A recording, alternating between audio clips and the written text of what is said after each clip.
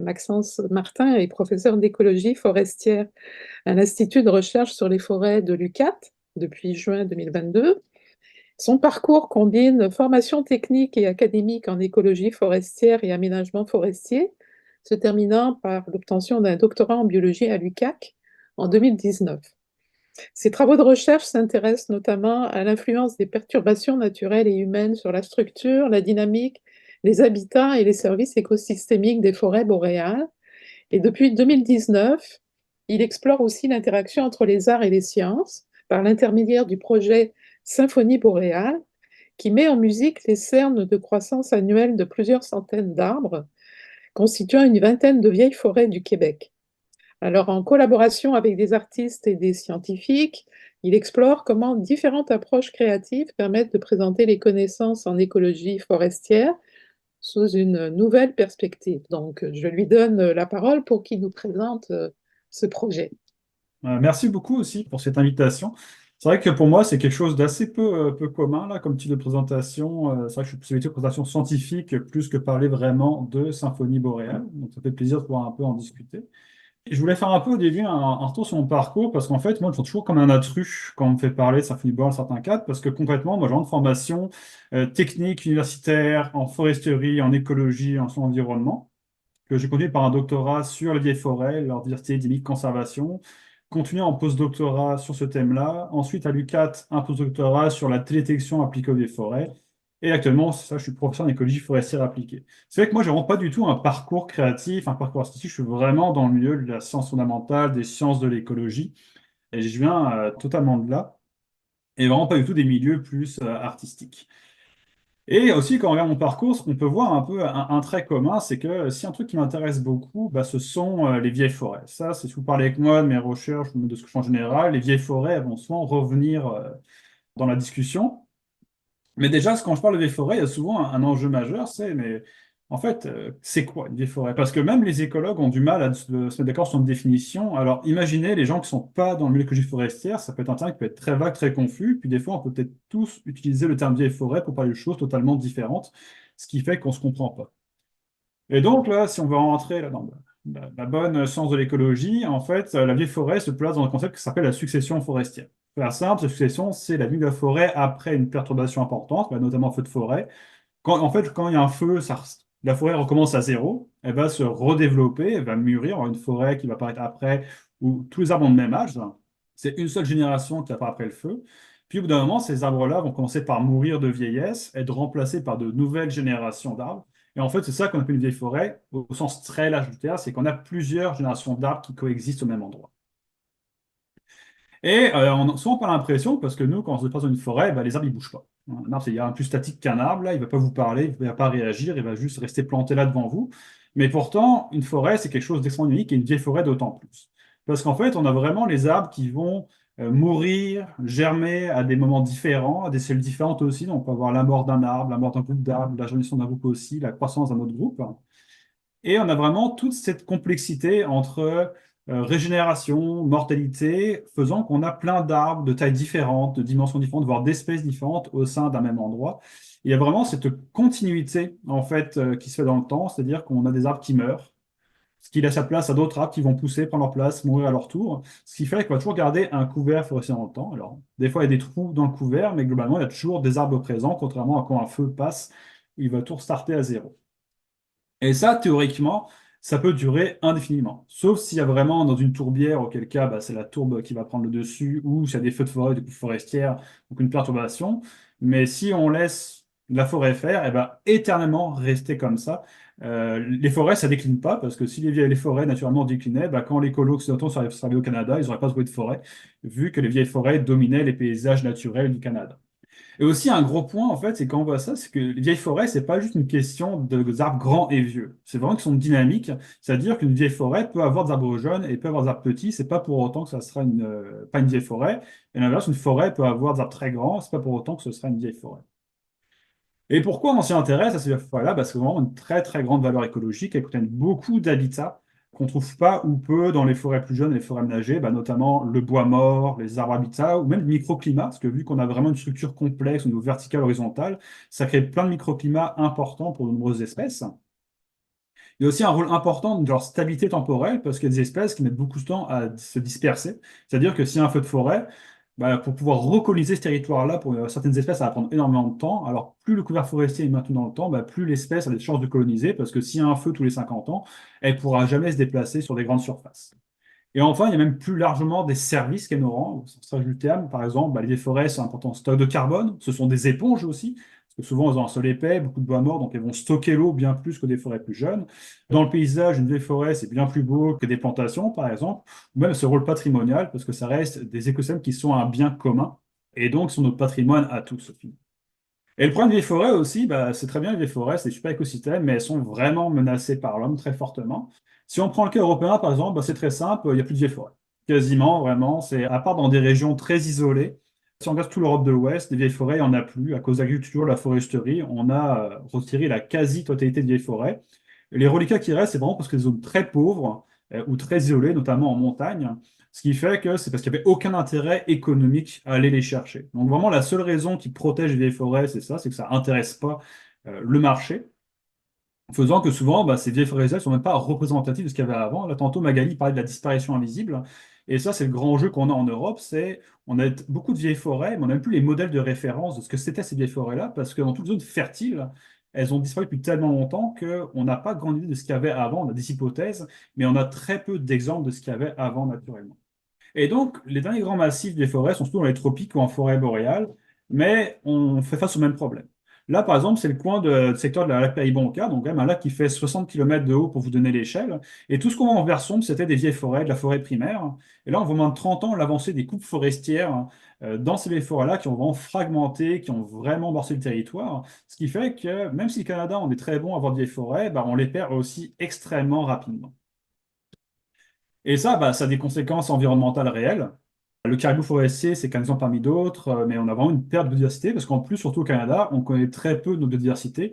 Si vous demandez aux gens c'est quoi la population de champignons, de lichens, de mousses ou d'insectes en forêt boréale, personne ne pourra vous répondre. On ne sait pas ce qu'on a réellement dans nos forêts, ce qui est assez catastrophique quand on y pense, à quelle échelle on modifie un territoire sans savoir ce qu'on y applique. C'est assez incroyable. Et c'est pour ça qu'il y a un collègue finlandais qui a vraiment une référence sur les forêts. Un jour, il m'a dit ça. Quand je soutenais ma thèse, justement, c'était dire, mais parce que il trouvait ma thèse vraiment importante parce que quand une vieille forêt est perdue, elle est perdue à jamais. C'est-à-dire que ces coupes forestières-là, elles retirent la vieille forêt. Mais de toute façon, une fois que la coupe est faite, le but, c'est recouper dans 70 ans. C'est pas laisser la forêt vieillir à nouveau. Donc, dans le meilleur des cas, soit on coupe ces forêts-là, on abandonne, il faut attendre 300 ans peut-être pour revenir à ce qu'on avait avant. Soit, de toute façon, elles vont jamais revenir parce que l'humain va empêcher le retour éternellement, faisant que la perte des vieilles forêts sera vraiment définitive.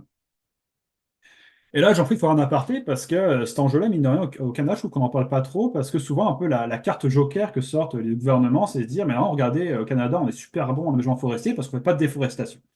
Ce qui est vrai, il y a très peu de déforestation au Canada, c'est surtout les chemins forestiers qui font ça, mais parce que ce qu'on fait, c'est ce qu'on appelle la dégradation. On a un territoire fait de forêts primaires, de vieilles forêts, et on les remplace par des forêts jeunes qui n'ont pas du tout les habitats et les sizes des vieilles forêts. Donc, notre enjeu actuellement, c'est sa dégradation, mais c'est un terme qui est très peu connu du grand public et qu'on prenait encore très peu en considération parce qu'on sortait toujours la carte, pas de déforestation, on est top-notch. Là, c'est en train de changer parce que l'année dernière, l'Union européenne a sorti une loi qui demande de ne plus pouvoir importer du bois provenant de la dégradation de forêts primaires. Et on voit que le Canada est en train de faire plein de circonvolutions pour trouver une définition de dégradation qui considère que faire des coupes totales dans des vieilles forêts, c'est pas de la dégradation. Donc c'est assez intéressant de voir vraiment cet enjeu politique qu'on a actuellement sur les vieilles forêts. Mais là, la question que je peux poser maintenant, c'est est-ce que je vous ennuie? Parce que là, on fait un peu une présentation dans un cadre plus artistique, culturel, puis moi, je débarque avec mes concepts écologiques, avec ma science, là. Et ça, c'est vraiment un vrai enjeu, qui est l'enjeu de la transmission. Parce que quand je pense pas à ma recherche, souvent, bah, faut parler de concepts scientifiques. Et très vite, bah, on peut avoir un peu un mur, un frein qui se fait à la diffusion, parce que bah, il faut définir des concepts, il faut présenter des choses, et allons-y, c'est pas super accessible. Sachant qu'en plus, j'aurais pu faire pire, parce que là, j'ai quand même fait un apport pédagogique. Mais souvent, en science, on aime ça être vraiment dans le hard science, c'est-à-dire on met des figures que personne ne comprend ce que ça veut dire, on fait des articles scientifiques que personne ne prend plaisir à lire, même les chercheurs, où c'est vraiment de l'information brute, mais qui n'est pas faite pour être spécialement attractive au grand public. Et on sort tout un tas de concepts mathématiques très abscons pour le néophyte, faisant que c'est pas la science directement, on va dire, telle quelle, qui peut se rendre intéressante. Parce que, tel qu'on le fait, si j'avais commencé mon diapo par ça, tout le monde serait parti, je pense, de la conférence sans problème. Un autre enjeu avec les vieilles forêts boréales, c'est comment les rendre intéressantes vu qu'elles n'ont pas les grands arbres. Parce que ce qu'on voit culturellement, souvent notre attachement, il est lié aux grands arbres. On regarde même les produits culturels, quand il faut montrer la force de la nature, l'ancienneté de la nature, on ne monte pas une épinette noire de 20 centimètres de diamètre et de 20 mètres de haut, on monte des arbres gigantesques, on aime bien mettre ça en avant. Et même si vous demandez-vous, c'est quand la dernière fois que vous avez touché un arbre ou même embrassé un arbre, il y a peu de chances que c'était une petite gaule minuscule, c'était plus un grand arbre qui vous a impressionné, vous êtes senti le besoin de le toucher. Mais par exemple, plein de petits arbres, souvent on les remarque même pas. Faisant que vraiment ce concept de vieille forêt, qu'on trouve souvent inconsciemment aux grands arbres, on ne peut pas l'appliquer aux vieilles forêts boréales, faisant que les pauvres, on n'en parle pas très souvent. Parce que par exemple en BC, tout ce qu'on perd sur l'île de Vancouver, par exemple, on parle de ces gigantesques arbres qui disparaissent, qu'on coupe, que c'est scandaleux, mais les volumes gigantesques de petites épineux noirs qu'on récolte, bah, c'est quelque chose qui est moins présent dans le débat public parce que c'est moins attractif et surtout c'est moins visuel. Quand on perd une forêt où les arbres font 70 mètres de haut, bah, ça se voit bien qu'il y a un trou, mais quand on a des forêts où à 70 ans, à 300 ans, elles ont la même hauteur, avec les arbres de même dimension, c'est sûr que c'est beaucoup moins visible. Et donc, c'est vraiment dans le cadre de ces enjeux que j'ai créé Symphonie Boréale. C'était durant mon doctorat que j'étais à me dire, mais comment je peux parler de celui-là, comment je peux intéresser à celui-là, puis comment je peux dialoguer sur ces questions-là d'une manière qui va créer de l'intérêt, de l'attraction et de l'émotion. Et donc, le concept fondamental de Symphonie boréale, c'est que c'est de la musique, mais qui est faite à partir de données de croissance des arbres. Donc, en fait, dans mon doctorat, j'ai mesuré les cernes de croissance de 770 arbres, puis là, j'ai donné pour maintenant plusieurs milliers d'arbres, de cernes de croissance des forêts, où en fait, on mesurait la largeur de chaque cerne de croissance. Et ce que j'ai fait, c'était de retranscrire ça d'une manière musicale pour qu'on puisse écouter les cernes de croissance et donc écouter l'histoire de l'arbre en prenant vraiment des données réelles de plusieurs dizaines de vieilles forêts du Québec. Donc, c'est pas moi même qui crée quelque chose par mon réinterprétation de la forêt, c'est en prenant ces données brutes provenant d'arbres qui venaient eux-mêmes de vieilles forêts. Parce que les cernes de croissance, ce qu'il faut savoir, c'est que c'est vraiment l'autobiographie des arbres. C'est parce qu'elles nous informent énormément de choses sur leur vie. Par exemple, rien que le nombre de cernes nous apprend bah, l'âge des arbres. Donc, c'est toujours intéressant de savoir combien de temps ils ont vécu. Mais leurs dimensions et les variations de dimensions de ça sont très intéressants pour comprendre bah, dans quelle situation ils vivaient par rapport à l'accès à la lumière, à l'accès à l'eau, aux nutriments, au niveau des perturbations comme des insectes. Et là, cette photo, j'aime bien parce qu'elle est vraiment illustrative. On a quatre épinettes noires, c'est la même espèce, mais qui ont vraiment d'histoires différentes. Celle du bas, c'est une épinette noire qui a 86 ans. Et on voit, elle est très très grande parce qu'en fait, elle a poussé après feu. Il y a un feu de forêt, puis elle a pu se développer sur des cendres, terre fertile, beaucoup de lumière. Bah, elle a poussé d'un coup très vite et est devenue très grande en moins de 100 ans. Alors qu'au-dessus, on a une grosse ondelle aussi, mais une épinette noire qui a 258 ans, donc presque 3 4 fois plus l'âge de la précédente. Parce que elle, c'est une épinette noire qui a poussé de vieille forêt. Donc on voit vraiment que le cœur, les seins sont très serrés. Là, sur la zone foncée du cœur, il y a peut-être 150 ans d'attente de cet arbre-là, qui à un moment, il y a eu une mortalité de la canopée à cause de perturbations. Et l'arbre a profité pour grandir d'un coup et atteindre le sommet de la canopée, devenir un arbre dominant. Donc vraiment un parcours très différent de l'ancienne. À droite, par contre, on a une épinette qui est un peu une histoire similaire à celle d'avant. Elle aussi, elle a poussé une vieille forêt sous couvert d'autres arbres, mais elle a attendu beaucoup moins longtemps. Elle a peut-être attendu que 60 ans avant qu'il y ait une ouverture pour se faire, pour commencer à pousser.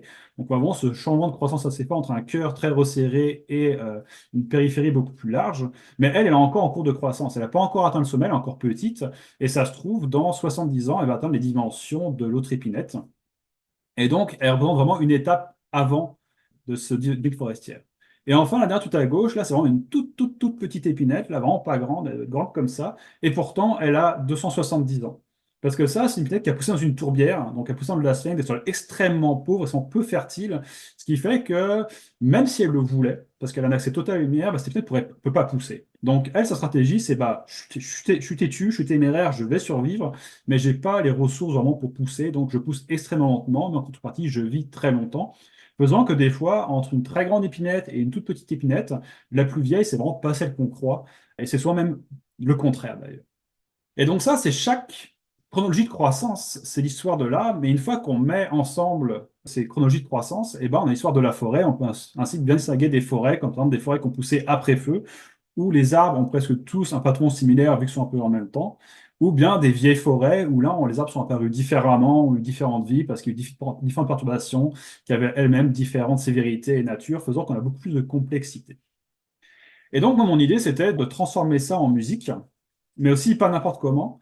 On peut penser comment rendre ça intelligible, mais aussi comment rendre ça attractif, comment trouver une sorte de vocabulaire. Parce que par exemple, si moi je vais vous parler Bah, je vais pas vous parler en hurlant et vous crachant au visage autant de BlackBerry, j'ai quand même trouvé un moyen de rendre ma voix à peu près agréable.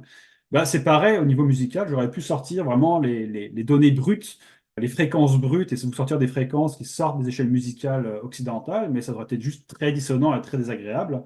À la place, j'ai pris une logique qui est plus proche du plein chant des musiques religieuses, en faisant en sorte que toutes les notes sortent en unisson, tierce, quarte et quinte, pour être sûr d'avoir, quand on groupe les symphonies ensemble, une harmonie. Puis après, il y a quand même quelques petites transformations, comme des transformations, on va dire, non linéaires, parce que vu que les cernes sont assez petits, bah, pour avoir assez de variations musicales, je vais faire des petites transformations pour être sûr qu'on entend vraiment la subtilité quand la croissance est faible, plutôt qu'avoir que des notes graves et quelques notes aiguës. Donc vraiment, si on sort la chose de manière extrêmement brute, ça ressemble à quelque chose comme ça.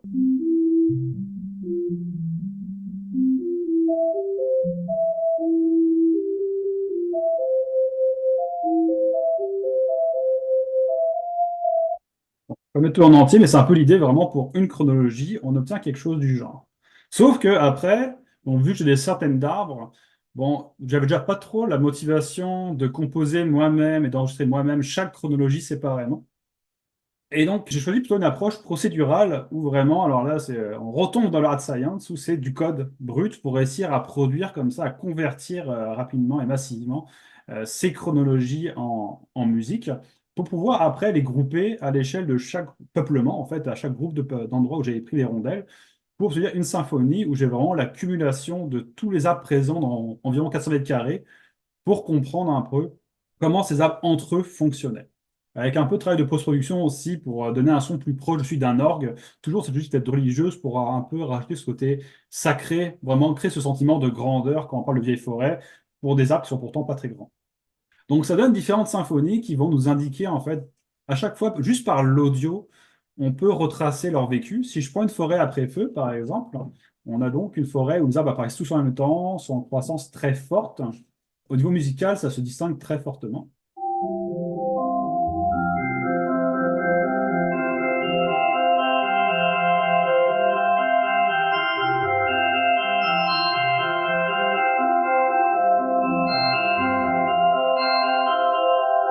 Donc ça, c'est vraiment typique des forêts après feu, c'est toutes les mélodies qui commencent en même temps et vraiment dans les aigus parce qu'ils sont en pleine croissance. Puis la symphonie ensemble, on va arriver plus vers des médiums parce qu'une fois qu'ils ont atteint une hauteur maximale, ils vont ralentir un peu en croissance.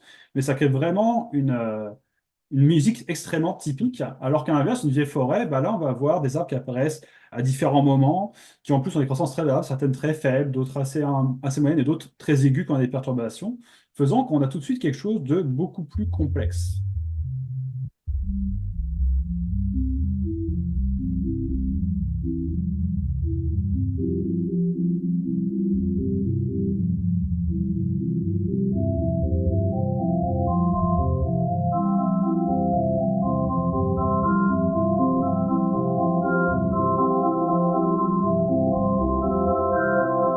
Et enfin, on peut aussi avoir vraiment des choses très marquées grâce à ça, parce que des fois, il y a des changements très brutaux de croissance. Puis, la plus notable, c'est quand, par exemple, la tordeuse des bourgeons de pinette, un insecte défoliateur, donc il va venir manger les aiguilles. Et vu que quand il mange les aiguilles, bah, il n'y a plus de photosynthèse, la croissance tombe d'un coup et s'arrête d'un coup. Et souvent, ça crée une très forte mortalité.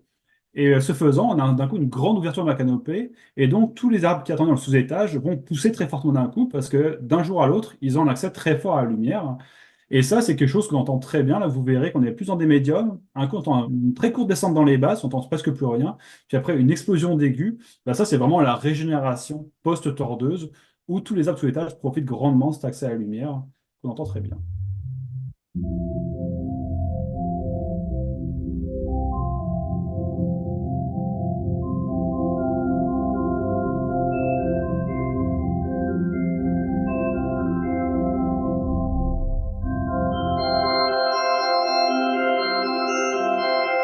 Après, je le remets, je drop, et les aigus. Donc ça, la prochaine fois qu'on vous dit que la tordeuse et bourgeon de pinette elle tue la forêt, bah, vous pourrez dire que non, parce que en fait, ça fait une jolie musique qui démontre que les arbres poussent bien après. Parce qu'une perturbation, c'est jamais la fin de la forêt, sauf quand on accumule les actions humaines. Mais naturellement, une perturbation, ça va juste changer la forêt, mais ça va la redynamiser aussi. Mais après, l'autre enjeu, c'est, bah, j'avais créé ces symphonies. C'est très bien, c'est un moyen, je pense, assez intéressant, assez efficace de transmettre et des connaissances et des émotions sur le sujet. Mais l'enjeu, c'est comment je les mettais en valeur. Parce que, bon, bah, c'est bien, j'ai des fichiers MP3, je sais quoi, je les mets sur YouTube, puis on s'arrête pas. Et donc, c'est là que ça a commencé une approche assez collaborative avec, où j'ai collaboré avec d'autres artistes et d'autres scientifiques pour voir comment est-ce qu'on peut en fait mettre en valeur, mettre en perspective, mettre en histoire ces symphonies. Donc, c'est notamment avec mes collègues Frédéric Tremblay, Valentin Bouteau, Alexa Tremblay-Francoeur et François Quentin, que je travaille beaucoup. Là, j'ai après d'autres collaborateurs, mais eux sont vraiment mes collaborateurs très réguliers sur ce sujet-là, dans lequel on a mis en place plusieurs approches. Tout d'abord, une exposition itinérante où vraiment on mélange musique, aquarelle, projection pour avoir en fait une exposition où on a un petit parcours muséographique qui met en contexte symphonie, des bornes audio pour écouter et comprendre et profiter des symphonies, puis un habitat immersif qui est plus là pour s'immerger en symphonie, puis qui passe autour de soi dans une zone sous projection pour vraiment s'immerger dans l'histoire de la forêt boréale. Donc, je dirais que c'est un peu le principal médium que j'utilise comme de diffusion. D'ailleurs, vous êtes intéressé, en ce moment, elle est à Montréal, enfin, elle est à Pointe-aux-Trembles jusqu'au 11 février. Donc, si vous voulez faire un petit tour à Pointe-aux-Trembles, n'hésitez pas, parce que ça va tenir encore durant un mois, jusqu'à ce que je revienne la démonter. Mais ça, c'est vraiment un moyen efficace, mais ça reste une forme physique où il faut amener l'exposition quelque part et à un lieu particulier. Et ça reste que on est toujours à laisser l'exposition, on est toujours à devoir expliquer un peu les choses selon un parcours avec des approches plus synthétiques. Ce qui fait qu'on a eu aussi une collaboration assez étonnante avec le Conservatoire de musique de Québec et l'Orchestre de Saint-Jean. C'est aussi transcrire une symphonie pour un orchestre. Et donc, Yannick Lamodon et Benoît Fortier ont réalisé ces tâches-là. Et donc, cette expérience assez folle d'avoir cette création musicale très procédurale, très brute que j'avais fait, réinterprétée par d'autres artistes pour en faire une symphonie, une pièce musicale, une pièce orchestrale qu'on a jouée 2 fois jusqu'à maintenant. C'est vraiment une très belle pièce, c'est vraiment très beau à entendre. Puis même pour moi, c'est très bizarre comme expérience parce qu'à nouveau, en tant qu'écologue forestier, me retrouver sur scène avec un orchestre pour une symphonie co-composée, c'était quelque chose d'extrêmement bizarre comme expérience, mais c'est vraiment une approche intéressante d'une réinterprétation de ces symphonies boréales. Ou sinon, en ce moment, on travaille aussi sur la réalité virtuelle pour en fait immerger les gens au sein des vieilles forêts, leur faire vivre les siècles d'histoire des vieilles forêts en musique. Donc ça, c'est un projet plus ambitieux, qui est plus lourd, qui est plus coûteux, mais qui quand même avance bien, donc sur lequel on espère, j'espère d'ici les prochaines années en proposer plus. Et donc pour finir, on essaie aussi d'autres approches de diffusion, mais très clairement, c'est pas notre point fort. Par exemple, le site internet donne beaucoup d'informations, on a du mal à tenir à jour. Et les réseaux sociaux, c'est un bon moyen d'accroche, mais très clairement, on n'est pas assez bon à ce niveau-là pour être vraiment efficace, malheureusement.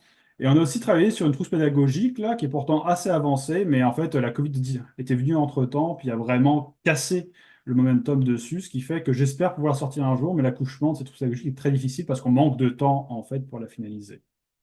Donc maintenant, on a d'autres réflexions sur comment mettre en avant ces symphonies, comment les intégrer, parce que chez Lucas, j'essaie aussi d'avoir d'autres approches de pédagogie, de communication, là, notamment un projet d'expérience vidéo 360 VR au sein de Vieilles Forêts qu'on a dans la forêt de recherche de l'UCAT.